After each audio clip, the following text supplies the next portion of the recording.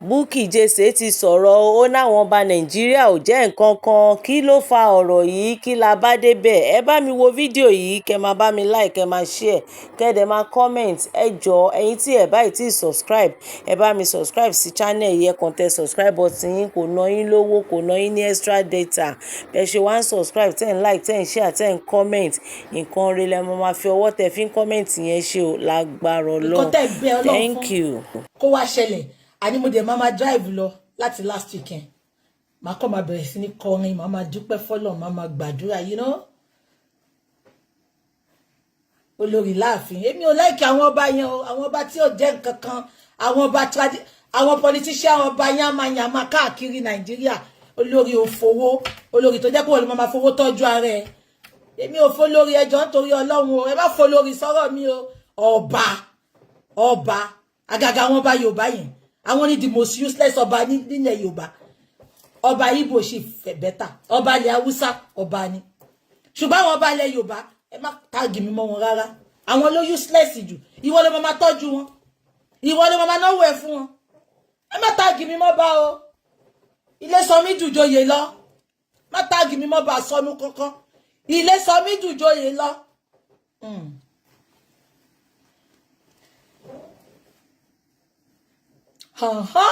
Ẹ jẹ́ ká sáré sọ̀rọ̀ mi ní ju 30 minutes lọ mi báyìí. Yes, olórí Ìkàtẹ́.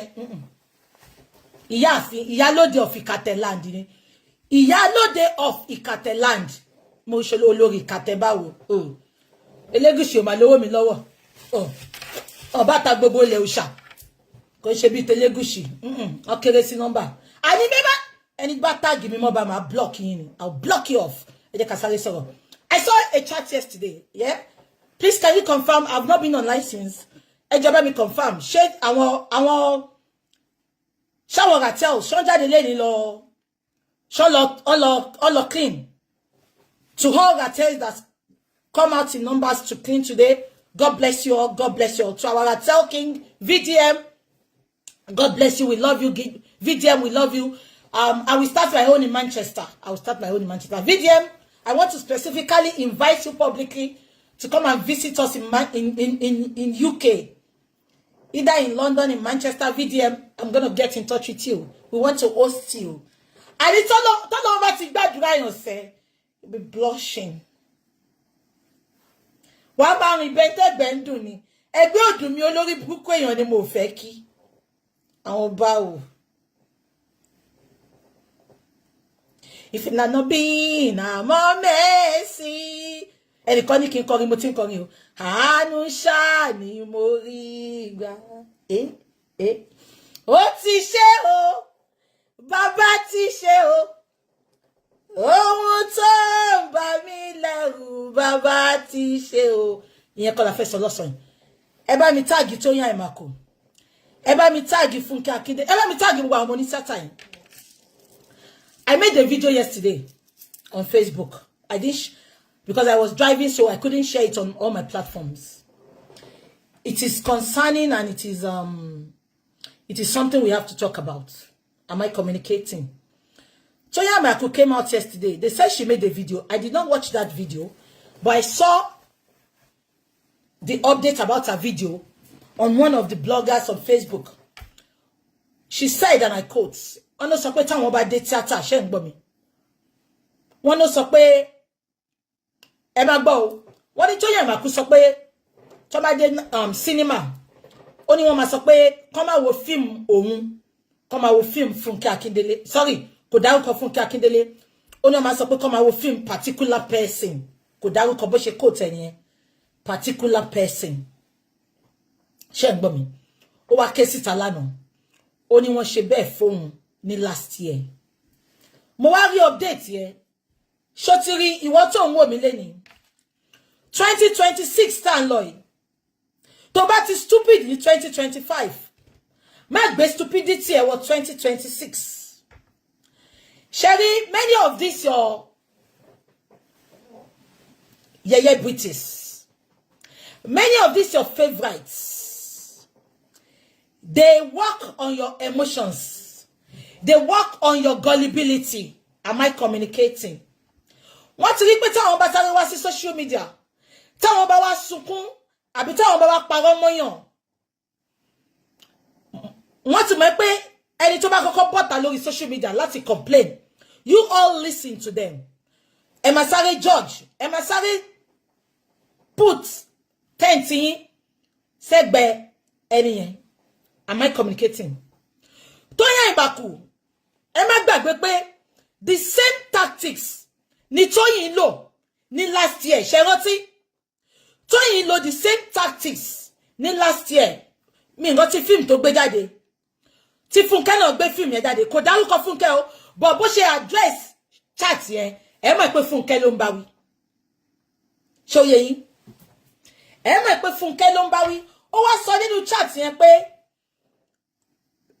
àwọn èèyàn sọ fóun ẹ máa gbọ́ ó ní àwọn èèyàn sọ fóun pé táwọn bá dé cinema wọn ò jẹ́ kó wo fíìmù ẹlòmíì ipe òun fíìmù kò dárúkọ Fúnkẹ́ bọ̀ Fúnkẹ́ ló ń bá wí mo mọ̀ because àwọn kan comment sọ́dọ̀ mi now ẹ máa gbọ́ ó ní wọ́n máa sọ pé káwọn máa wo fíìmù òun kọ́ máa wo fíìmù particular person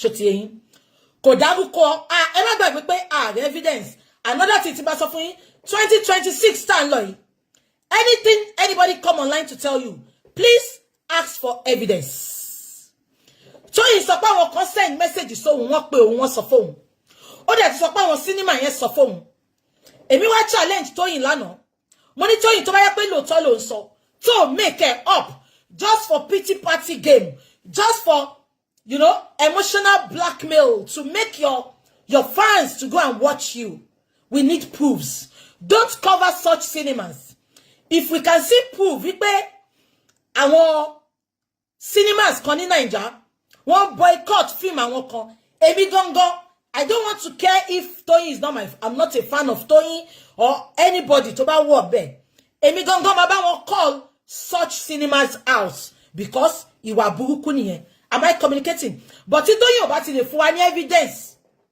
ipe wọ́n lọ sí cinema dẹ̀ sọ pé kó máa wo film ẹ̀ kó máa wo àwọn film kan now okay mo ti gbọ́ somebody said Ini Edo náà sọ bẹ́ẹ̀ mo understand charity Ini Edo yẹn I might believe in Ini Edo but charity this particular Tóyìn Abraham Tóyìn sọ bẹ́ẹ̀ ní last year ìgbà tí Fúnkẹ́ gbé film jáde now mo wá fẹ́ bi ní ìbéèrè kan ṣé gbogbo ìwé pé Tóyìn ṣe film bíyá middle of this year àbí last year film yẹn ò tà Tóyìn ò dẹ̀ bọ́ta complain pé wọ́n sọ pé kó má wo film òun why tí Tóyìn ò ṣe complain because Fúnkẹ́ ò ní film ní tàǹgbà yẹn get me ẹ rán mi létí film yẹn wọ́n tó bá wọ́n ti film yẹn Tóyìn gbé film jáde ní year yìí middle of this year or last year but kò bọ́ta sunkún pé wọ́n ní kó má wo film òun ṣé nǹkan tí mo sọ yé yín kò bọ́ta sọ pé wọ́n ní kó má wo film òun because Fúnkẹ́ ò gbé film síta ní time yẹn now ìgbà tí mo ṣe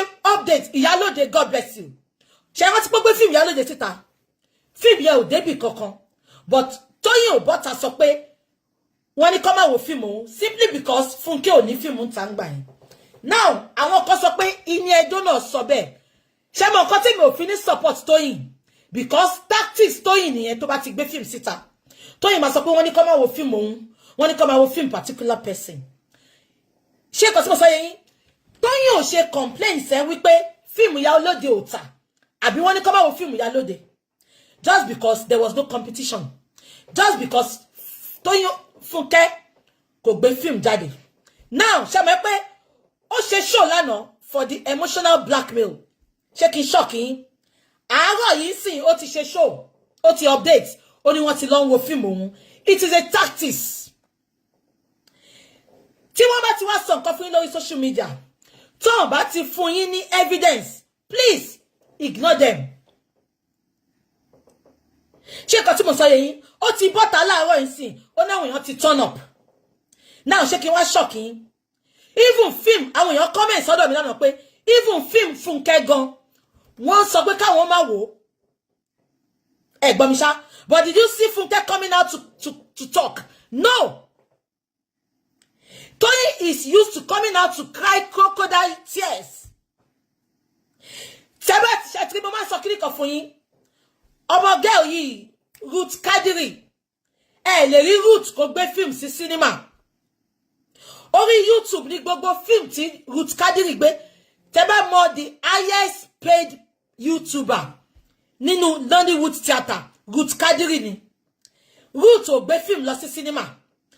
Ruth ti ń gbé film sí YouTube látàyè Noah. Àìmọye page Ruth Kadiri tó wà lórí YouTube. Kò bá yàn kọ́kọ́ ṣe competition cinema. Even Funke Akindele gan sọ pé cinema kò ṣe pé ó fún àwọn lówó gidi bẹ́ẹ̀ yẹn. Abẹ́ gbọ́ mi. Ó ní àìmọye percentage tí cinema mú, tí producer mú. But just because they want to be in competition, just because kò sọ pé àwọn ló wà ńbẹ̀. Bó jẹ́ YouTube Bimbo Ademoye, lè ever rí Bimbo Ademoye tó gbé film sórí cinema. Bimbo Ademoye ṣẹ̀ṣẹ̀ film kan. I think the film was out last year. The film is so interesting. Èmi gan wo film yẹn. Mo ní film cinema ní film yìí. Sister Mo Abudu, àìmọye film tó ti gbé sí orí Netflix. Kò sí film yẹn lórí YouTube. Film wọn dùn bàjẹ́. But just because they want to be in competition with people, wọ́n wá bọ́ta ẹ máa gbọ́, wọ́n wo film yìí o, ṣé kí n boss bubble yìí. Just because of what Toyin Aimaku said yesterday. Nkechi Blessing náà ó wá lọ update ẹ máa gbọ́ o. Ó ní wọn ò wo film òun. Ó ní ó tiẹ̀ ti sóhun. Ó ní gbogbo nǹkan tóun ti ṣe. Ó lóhun ná millions of naira sórí film. Àná ní Nkechi Blessing update o. Ó náwọn èèyàn ò wò ẹsẹ̀kẹsẹ̀. Àwọn èèyàn wá ń comment síbẹ̀. Ó yá send it. Ó náwọn èèyàn ò wò ẹ máa gbọ́ o. Sherry Nollywood, especially Yoruba Nollywood, it is very dark. Sherry gbogbo wọn bọ́dẹ̀ ṣe wà ní wọ́n sọ kíkọ̀ fún yín. Wọn ò nífẹ̀ẹ́ ara wọn o. Àbòsí ló pa wọ́n pọ̀. Sherry bí ṣe wà yìí. Ìwọ tó bá nawọ́ ọ̀fẹ́ sí mi, màá nawọ́ ọ̀fẹ́ sí ẹ, but màá wà guided. Ṣé ń gbọ́ mi? Ìwọ tó bá sọ pé orí ẹ burú, èmi go orí ẹ náà, kò bá jẹ́wọ́ ló ń bọ́ mi, wàá tọ́jú gàrí ẹ ni. But ṣe ráwọn ọmọ olórí burúkú oní tíátà yìí. Just because wọ́n lábòsí lọ́wọ́, wọn ò nífẹ̀ẹ́ ara wọn o. Ẹni tó bá rí mi ni màá rí. Ẹ bá gbọ́ o. Nkechi Blessing bó ṣe rí pé Tóyìn gbé tiẹ̀ síta lánàá. Táwọn èèyàn lọ support ẹ̀. Òun náà bá update. Ó ní àwọn tiẹ̀ ti sóhun. Ó lóhun ti jójójó. Òun ti ṣe a lot of things láti jẹ́ káwọn èèyàn wo fíìmù òun lórí YouTube. Ó láwọn èèyàn ò wò ẹ máa gbọ́ o. Ẹsẹ̀kẹsẹ̀ àwọn èèyàn bá ń comment, send it to me, I will share it. Ó wá sọ pé òun máa give up. Ipò òun ò ní ṣe fíìmù mọ́. Ipò òun máa travel káàkiri. Ṣé ń gbọ́ mi? Àwọn èèyàn wá ń comment pé send it to me, I will help you share it. Àwọn olórí burúkú tíátà ẹgbẹ́ ẹ̀ tó yẹ pé ó ti gbé fíìmù yẹn síta láti oṣù kan, wọn ò bá share. But ìgbà tó kọ pé òun máa give up, wọ́n yẹ ṣe wá ń comment, send it to me, I will share it. Ṣé ń gbọ́ mi? Now that is not the bone of contention. Ẹ mọ̀ bọ̀bọ̀ tó bá lọ bá wọn bàbá oní tíátà yẹn kí lórúkọ ẹ̀. Kúnlé Afọ́d. Ìyẹn náà ti update láàárọ̀ ìsìn. Ó ní òun gbé fíìmù sórí YouTube láti jọ yìí. Ó léyàn kọ́kọ́ òwò ẹjọ́ show possible. Show possible kan gbé fíìmù sórí YouTube láti jọ yìí. Kéèyàn kọ́kọ́ máa wò. Ó ní single person. Ó ní kò tí ì sí view. Ẹ jẹ́ ká béèrè lọ́wọ́ wọn. Ṣé rò bí fíìmù wèrè tẹ́ ń ṣe yìí tí ò ní common sense? Ṣé rò bóun la máa wò? No, mo bìyín ni. People are tired of your shenanigans. You have to, you have to add Maggie and pepper to your games. Gbogbo àwọn fíìmù gba ìgbáyé Noah. Gbogbo àwọn nonsense films yẹn. People are tired. We have a lot of skit makers out there now. We have a lot of bloggers. We have a lot of people that can. People are ready to watch 5 minutes video, 3 minutes video. Àbíkọ́ yẹn, wọ́n tún wá jókòó wọ́n fẹ́ wo fíìmù yìí nìyẹn. Fíìmù yẹn ò tún wá lórí kò nírù. Àbíkọ́ yẹn, bí irú fíìmù Papaya. Fíìmù yẹn is a waste of data, waste of everything. You need to upgrade. Gbogbo yín complain pé wọ́n wo fíìmù yín. Ṣọ́ọ̀ṣì tẹ́ ń ṣe nínú fíìmù yẹn la fẹ́ máa jókòó tì. No, make it make sense. Tí máa lọ wo Brain Jotter. Tí máa wo VDM. Ó jẹ́ kí VDM gan kó wà lórí Netflix. Tí máa wo VDM channel. Màá wá jókòó tí òṣì. Wọ́n bọ̀rẹ́ bí òfò tẹ́ ń ṣe. Spice up game yín. Upgrade game yín. Gbogbo yín complain pé wọ́n ò wò. No, make it make sense. Báwo mo ṣe fẹ́ wò? Fíìmù Papaya yẹn. Ó kàn showcase òbò. Ó showcase ọyàn. Fíìmù tí ọ̀kọ́yàn lọ́gbọ́n. Ṣé yẹn ni mo fẹ́ máa jókòó wò? That Papaya film is rubbish. Bẹ́ẹ̀ dẹ̀ náà ni mélòó yín. Ẹ ṣe fíìmù kò ní lọ́pọlọ. Ṣé ẹ rí gbà táwọn bàbá Bello, àwọn bàbá Tolúwadilẹ̀. Ẹ rí gbà tó ń ṣe fíìmù ni.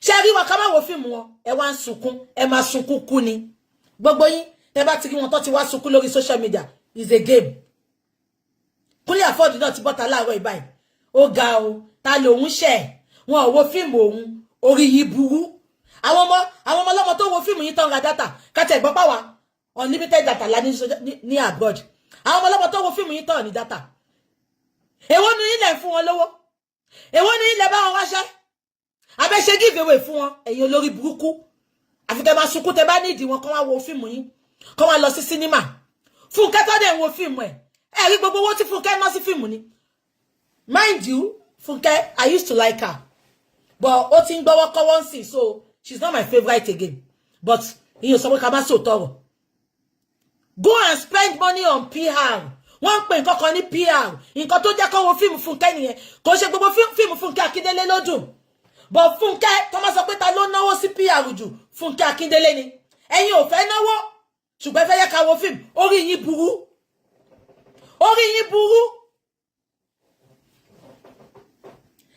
náwó ẹni ká wá wo fíìmù ṣé bẹ́ẹ̀ ni mo stupid ni mo níṣẹ́ ni fíìmù òfò tí ó dùn ẹ̀rí ṣẹpẹtẹ́rì ya lùkèwé ìgbà tó ṣe làbákí olóṣó kò dùn gbogbo fíìmù wọn ni ó ń dùn orí yín burú bí eégún tó ń léwèrè fíìmù yín tí ó dùn fíìmù òfò fíìmù tẹ́ máa wò tó yẹ pé ẹ ti mọ ibi tó máa lead sí ṣé ò bá yé àtijọ́ ni ẹ wo ti Olúwa nílẹ̀ ẹ wo Aṣẹ́wó tó Rebecca ẹ wo gbogbo àwọn fíìmù tá máa ń wò nígbà yé àtijọ́ yẹn kọ́ lọ́ọ́ bá mi fọ̀rún kí àwọn bàbá yẹn èyí tí ò dẹ̀ sí kunu wọn kọ́ lọ́ọ́ bá mi dẹlẹ̀ fún wọn ẹ wá lé ariwo ẹ wo gbogbo àwọn fíìmù yẹn títí dọ̀la yìí máa wo fíìmù yẹn ẹ wo Oko ẹ wo fíìmù Oko títí dọ̀la yìí máa wo fíìmù yẹn ẹ̀yin olófo ẹ wá mú Tajá Tẹran ẹ wo Blow God bless you ẹ wo Ṣàwòrò Idẹ ẹ jọba bring back those films à wo fíìmù yẹn èmi á wo fíìmù yẹn màá bá wọn polówó ẹgbẹ́ tẹ́ ẹ bá ti lè ṣe fíìmù yín kó wà standardize ẹ jọ ṣe mo tàbọ̀ ẹ wá ń sunkún orí yín burú bí eégún tó légi mo ti ní mo fẹ́ di born again sí mi ní máa búyàn mọ́ orí yín burú lẹ́ẹ̀kan ṣiṣẹ́ orí yín burú Yẹmí my lover yẹn máa fò ní Yẹmí my lover ó ń ṣe fíìmù àwọn yẹn ò dùn ẹ wo owó ẹ̀jẹ̀ ẹ ṣe àwọn Indomie noodles ò lè mọ́ step up game yín ẹ ti ráwọn òpònú tó máa wo fíìmù òfò àtẹ̀jẹ́gbà tí ò sí skit makers Abẹ́là Pupa thank you ẹ wo àwọn fíìmù yẹn mainframe films ẹ wo àwọn fíìmù Bàbá Ajílẹ́yẹ àwọn Kòtò Ọ̀run títí dọ̀la ọmọ bá wa gbé fún mi wá àì máa wò ẹ lọ step up game yín kẹ́yìn máa sunkún òfò kẹ́yìn máa parọ́ ìtorí ẹ fẹ́ kẹ́ wo fíìmù yín then let me tell you go ẹ lọ wá side hustle nǹkan ẹyọkan ò lọ títí ẹ lọ wá side hustle gbogbo ilẹ̀ ń taṣọ èèyàn máa jẹun kó tó wọṣọ ṣẹpẹtẹ́rì ìyẹn sí búkà shop ṣùgbọ́n oúnjẹ tó kan ló ń tà ń bẹ̀ kò rérò kò dín dandan kẹ́ gba ṣọ́ọ̀bù sí Lẹ́kí ẹ lọ síbi tó ti ń ta àmàlà tẹ́ máa mú wẹ́wọ́ tẹ́ máa làágùn ẹ lọ rẹ́ǹtì àwọn ọ̀yá tó ń ro àmàlà nìbàdàn gbogbo yín ojú kan náà lẹ kọjú sí gbogbo yín lẹ fẹ́ ní bùtíìkì ẹ̀yin tẹ́ mọ́ra mú tẹ́ ń taṣọ make it make sense kò sí èyí tó múra nù yín tí mo máa wò yín lẹ́ẹ̀mejì ìró ẹṣin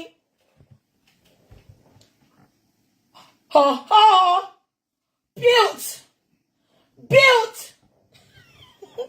àbúrò mi fi mi ṣe kò tí rí pé mo ṣerun how is my hair it's giving chic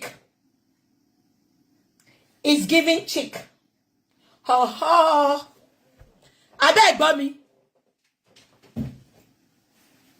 ẹ lọ wá side hustle ṣe bó ti yẹ pé òbò lẹ́yìn ọmọ tátà Yorùbá fi ń ṣe side hustle ẹ lọ ṣe side hustle a lè máa wo fíìmù lọ títí there is streaming platform now on stream ń bẹ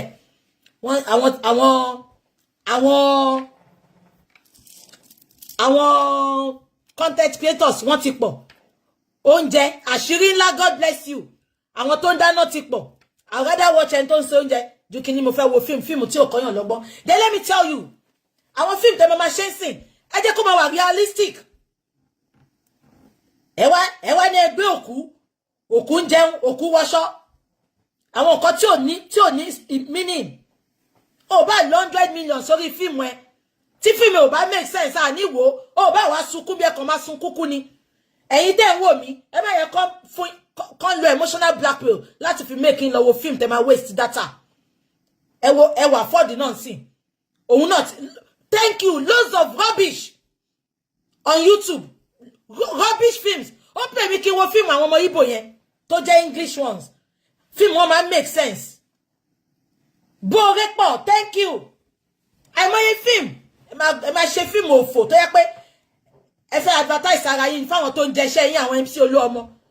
Àwọn yẹn lẹ fẹ́ advertise ara yín fún. Orí yín burú bí egun tó légi. Ẹ má lọ wá ṣe gidi ṣe.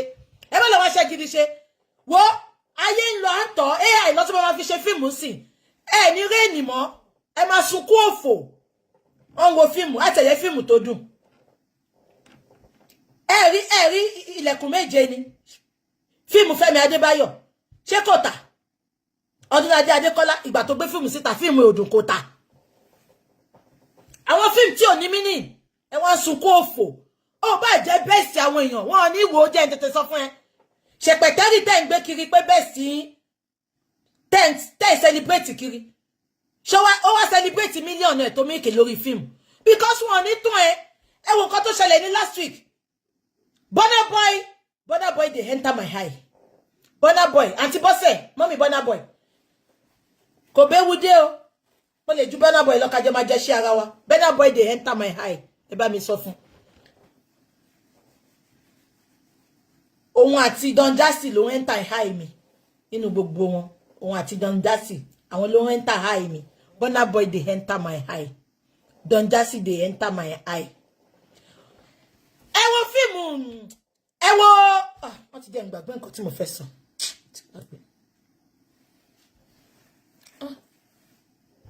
Àbí nǹkan tí mo sọ yé yín. Ẹ wo Ṣèpẹ̀tẹ́rì. Ẹ wo Ṣèpẹ̀tẹ́rì. Èèyàn kan ní Portable alára yẹ̀pẹ̀.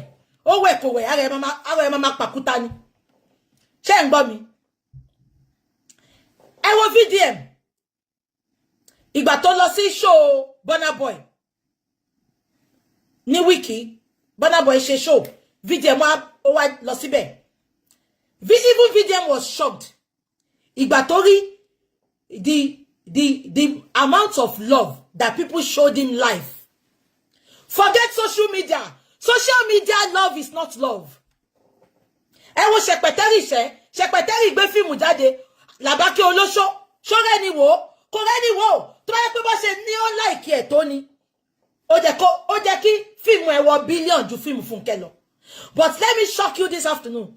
Forget it. Social media love is not love. Ẹ wo gbà tán lọ sí ẹ wo ìjẹta tí VDM tó ṣọ́ ààrẹ ní kíní Burna Boy. Ẹ wo love. Àwọn ètà gan celebrate orí yín burú. Tẹ́ bá wò pé like and love tó ń show yín lórí social media. Tẹ́ bá wò pé lẹ fi lọ ṣe film ẹ máa kùtà ni kò ń ṣe pé. Ẹ máa kùtà ni kò ń ṣe pé. Let me shock you now. Ẹ wò mí for example. Mi tí ráyè pé ká máa ta ọjà lórí social media ni lórí TikTok. Kò sí nǹkan tí mo gbé wá sórí social media the fact pé kò ń ṣe ọjà mi tí mo ní tà. Do you know what? My integrity, it is intact. My truth, it is intact. Èwo nu yín lẹ ní integrity bẹ́ẹ̀ yẹn. Kò sí nǹkan náà tí bá ní ẹ lọ. Fóònù kan wà níbí báyìí. Ẹ jẹ́ sáré fún yín scenario. Auntie kan ọ̀rẹ́ mi ni àjọ wà níbí báyìí. Ó wá lọ bọ́ọ̀rẹ́ wọn celebrate birthday ní America. Ọ̀rẹ́ mi tó wà níbí yẹn. Bó ṣe lọ sí America. Bó ṣe wọ yàrá ọ̀rẹ́ ẹ̀. Ó rí cream kan oil lórí table. Ọ̀rẹ́ mi tó wà níbí. Ẹni náà ọ̀rẹ́ mi na work colleague mi, but we are Nigerians and she's a lovely sister. Bó ṣe dọ́dọ̀ ọ̀rẹ́ l'Amẹ́ríkà, ẹ jẹ́ kí n dìde. Ọ̀rọ̀ yìí gba ká dúró kẹ́ lè rí mi dáadáa. Kí n fakọ sí. You love my necklace. It's not necklace, it is coral beads. If you want the contact, it is not too expensive. She pay money. Emma the can break your bank you. She will make anything for you. Just send her what you want. But this is coral beads.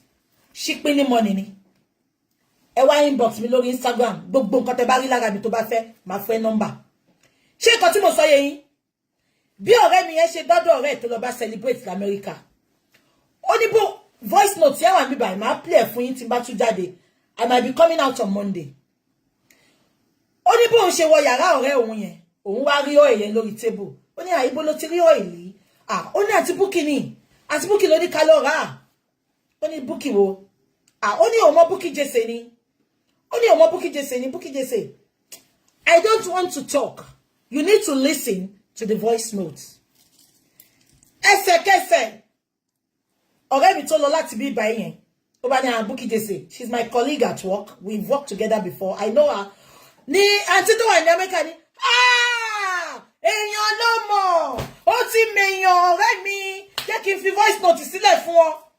You need to listen to the voice notes. I'm not here for fake love. Bí gbogbo yín kan bá sọ pé ẹ kórìíra mi tí Ọlọ́run tó wà lẹ́yìn mi ò bá ti kórìíra mi f off. And unfortunately àwọn tó like òótọ́ àwọn tó like nǹkan tó dáa àwọn tó lọ́hùn gbàdúrà wọn wá nífẹ̀ẹ́ mi ẹ̀yin olórí burúkú. Màá play voice note yẹn fún yín mo dẹ̀ ń gbọ́ voice note mo dẹ̀ ń ké mo dẹ̀ ń ké pé no forget it ìwọ tó ń wò mí lọ́sàn yìí má wariwo ọjà má wò pé èèyàn mélòó ló ń wò rẹ èèyàn mélòó ló ń tẹ̀lé ẹ sórí 2026 a máa jọ ṣe rere ni gbàbí ẹ Bíọ́lá ọ̀rẹ́ mi all sorts má bínú mo rí miss call lánàá but it was late I will call you after the chat ọ̀rẹ́ mi láti kékeré nìyẹn àjọṣe kékeré ni mọ́mì ẹ̀ mọ́mì dádì ẹ̀ mọ́mì bàbá Jesse náà mọ̀ olówó òfariwo ni ariwo kọ́ ni music ẹ kó ṣì dànù mo mọ àwọn tèmi mọ̀ mi mo lè máa wo gbogbo yín ṣùgbọ́n àwọn Constant K mi mo mọ̀ yín dákú ẹ gbàgbé a máa jọ ṣe ọpẹ́ ni lágbára Ọlọ́run 2026 á tu gbogbo yín lára ẹ̀yin olólùfẹ́ mi lágbára Ọlọ́run tí bá play voice note yẹn fún yín ẹ ní mọ yàrá yín nǹkan tẹ́ fi ń wùn mí tí mo fi ń wùn yín èṣù ò ní babẹ̀ jẹ́ nǹkan tí gbogbo yín fi ń wùn Ọlọ́run èṣù ò ní babẹ̀ jẹ́ Ìyábọ̀ Òjó ẹ wo bó ṣe máa ń pọ́nlé tó she is the best Ṣẹpẹtẹrí is the best àní mo bí yín ni Làbákẹ́ olóṣó tó ṣe síta sẹ́ èèyàn mélòó ló wò ṣe fẹ́ gbọ́ ṣe rí nǹkan tó ṣẹlẹ̀ ní show Don Jazzy tí VDM lọ yẹn òun ló jẹ́ kí n mọ̀ pé èmi tẹ̀ ti mọ̀ tẹ́lẹ̀ náà wípé social media love is not real love ẹ wo VDM ń jọ yẹn ẹ wo Burna Boy wo ẹnìkan ṣoṣo tó bá rí nígbà ṣòro má fi sílẹ̀ 3 weeks ago àwọn èèyàn gbógun ti Burna Boy wọ́n fẹ́ mú wálẹ̀ wọ́n lọ mú fídíò pọ̀ àwọn Ṣẹpẹtẹrí because àwọn ló ní slang yẹn cancel Burna Boy àṣẹ fake video lọ́lọ́njọ́ ìpọ̀ tó fẹ́ mú bọ̀bọ̀ yẹn wálẹ̀ ṣùgbọ́n náà wò gbà fún wọn VDM ló dúró ẹ wo owó tí Burna Boy fún VDM lánàá kò ní kó fi jẹ àbàlá o kò ní kó fi ra nǹkan kan ó ní kó lọ fi ṣètọrẹ àánú 160 million.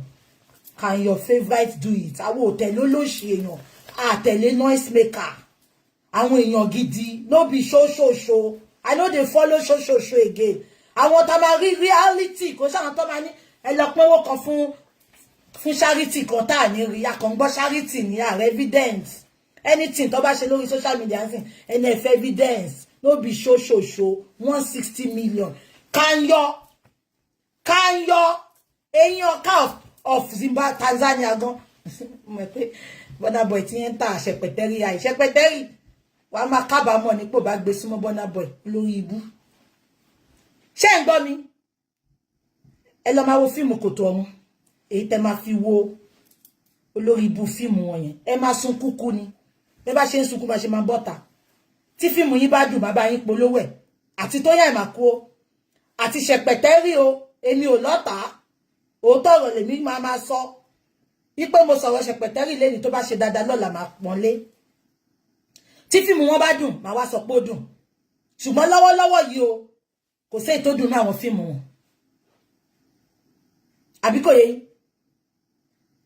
ṣùgbọ́n tó bá wùn ẹ́ fíìmù Bímbọ́ Adémóyè fíìmù àǹtí Moabudu kọ́ ló ṣe fíìmù yẹn but òun ó ní channel wo kò di dandan Yorùbá fíìmù o even àwọn English fíìmù yẹn ẹ gbàgbé ẹ̀ you will see reality so ìyẹn lọ bẹ́ẹ̀ yẹn ẹ má jẹ́ kán wá fi ẹkún àbí wọn jẹ́ kán wo fíìmù anybody tó bá wá rojọ́ ẹni kan fún wa evidence tí Tóyìn bá fún mi evidence cinema tó ní kó boycott fíìmù ẹ̀ wàláì Tóyìn Àìmàkò èmi gan máa bẹ kò sẹ́ni tó máa wo fíìmù a máa boycott wọn a máa call wọn out ni kò sí nǹkan tó máa ṣe but if you are coming online to cry without giving us evidence Tóyìn you are making that story up f off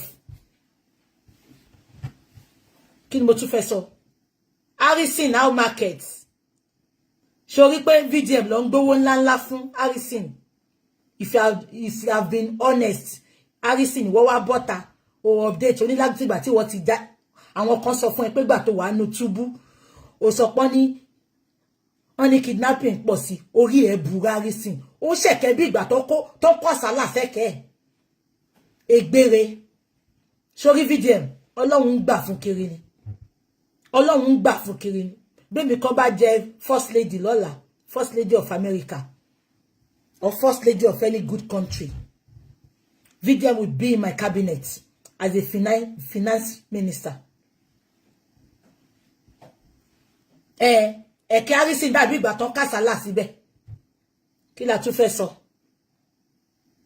go and follow if you have not followed Burna Boy and Don Jazzy go and follow them and go and say thank you on behalf of VDM they all love VDM genuinely kò ṣe àwọn dáńkù kan gbà kan tó ń ṣojú ayé sí VDM tó yẹ pọ́n náà wọn love VDM ṣùgbọ́n PR wọn inú WhatsApp group tó fi pa Mohbad ló wà wọ́n dẹ̀ celebrate yẹn make it make sense VDM ya look away ó ya gbójú sókè pé òun ò fò ṣì ẹ má kó ṣì bóun ó lóòótọ́ láyé mò ń sí kí la tún fẹ́ sọ ọdún 2026 àtúwà lára kí ló tún ṣẹlẹ̀ tá fẹ́ sọ náà kí ló ṣẹlẹ̀ lórí olórí burúkú mà nìyẹn ìyẹn olóhùn ìyẹn tí ò rówó ṣíà ẹ̀yin tẹ́ wà lórí TikTok nìyẹn ṣàkọsí ìyẹn ẹ rí pé bó ṣe búbi tó wà attention mi ìdáló ìyẹn non-entity tí ò bá ṣe ikú Mohbad fún wọn fèmù ìyẹn I don't want to talk about her. Do you know why? Kò ṣe pé mo bẹ̀rù ẹ̀. Do you know she has been coming for me without even talking to her? Mi bá sọ̀rọ̀ rí, mi dá sí rí, mi dárúkọ ẹ̀ rí. Olórí burúkú. Lẹ́yìn ọmọ méje, ó tún lọ fò mọ́kọ lọ́kọ. Ọmọ 33. Lẹ́yìn ọmọ méje. Olórí burúkú mà ní gẹ́ yìí kẹ́. Òbò ìkírun. Lẹ́yìn ọmọ méje. Ṣé mọ̀ nǹkan tó máa ń ṣe? Ọmọ yẹn máa fi ń gba owó mi báyìí ni. Wọ́n á lọ school, wọ́n á tún wá gbowó. School yẹn, wọ́n á fún wọn lówó. Ipe wọ́n ń tọ́jú ọmọ 6. Kò ṣe pé school wọ́n lọ o. Lẹ́yìn ọmọ méje ló bí o fún bàbá méje. O tún wá lọ ń gba ọkọ lọ́kọ ọmọ 33 years old. O ní kó wá lọ ṣe IVF kó tún bímọ 8. Olórí burúkú àbájọ tó máa làbò. Ó máa làbò mọ́lẹ̀ ni. A máa kan fọ́ ni. A máa pàtàn ní àárín kankan. Ìtọ̀ yìí ní àárín. Àwọn daft idiot tó follow wọn ni. Mo sọ fún yín follow who know road. Ẹ wo owó àwa báyìí.